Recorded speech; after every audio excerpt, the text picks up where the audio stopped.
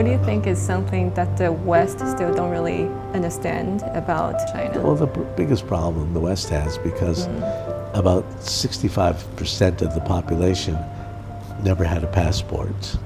So they've never traveled outside. Yeah. Because they still think the U.S. is the best power in the world, number one in the world. They still sit and watch their football, basketball, baseball on the weekends, sports. And they live a normal life, Yeah. but struggle for many, the middle class, they live on credit cards, and the lower class, unfortunately, many are on many drugs. Yeah, a lot of homeless as well. So it's not the U.S. that I knew when I was young, because I used to be there. My sister lived there, It really deteriorated in my eyes. And I've seen China, and I give a lot of speeches for universities. I give a lot of speeches for young people who are graduating and that kind of thing.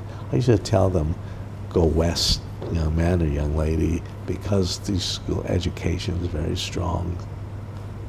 Now I'll tell them to go east, because in my eyes the East is rising, the West is on the way down. And if you look at history, it happened with the UK, with the UK Empire.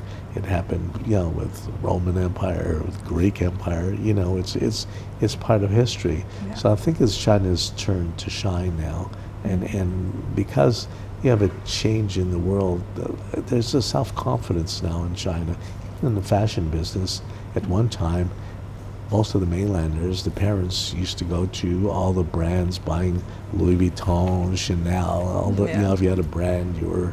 Today, the young people, there's so many young fashion designers in China today, and the young people now have a newfound confidence, and what they're doing is they're buying fashion from China. I'm in China a lot, and I shop. I'm a shopaholic, actually, and I buy most of my clothes from China because the designers are really good.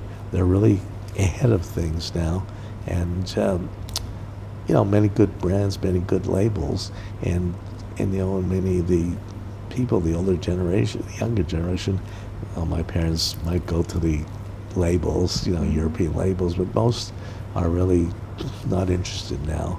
And that's why you see many of the brands are down 30% in sales this year. So there's real change, because the Chinese people now have a lot more confidence in themselves. In the old days, if you had a Western face, they used to think, oh, you're so smart and you're so rich and you're so good, even you were the dumbest, poorest person in the world. But today, it's a totally different world. The Chinese feel much more confident. They're very good. You can see most of the scientists in the United States who left China to go to the United States because Donald Trump, he's the best thing that happened to China, because of all his policies and all that. They're all returning now, one by one, to China, from the U.S. after teaching, because R&D has been cut tremendously by the present administration, and really ruining everything that they built up over many years.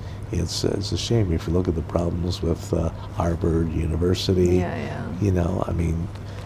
Now Hong Kong is benefiting a lot from it because, and China, because so many people now want to go to university here in Hong Kong or in China. Tsinghua University, there's many great universities now. It's a really good education here very you can good. have. Very good. I think the same with the tech industry. A lot of people, a lot of talents, they All move back coming from Silicon Valley. Everyone. They're all coming back now, one by one. And no matter your age, your race, whatever. But it's amazing to see that 55% are all really from China. Okay, so this is the end of the interview. Thank you so much for speaking with us. You've been a real icon and true inspiration to us, and really a real enlightenment.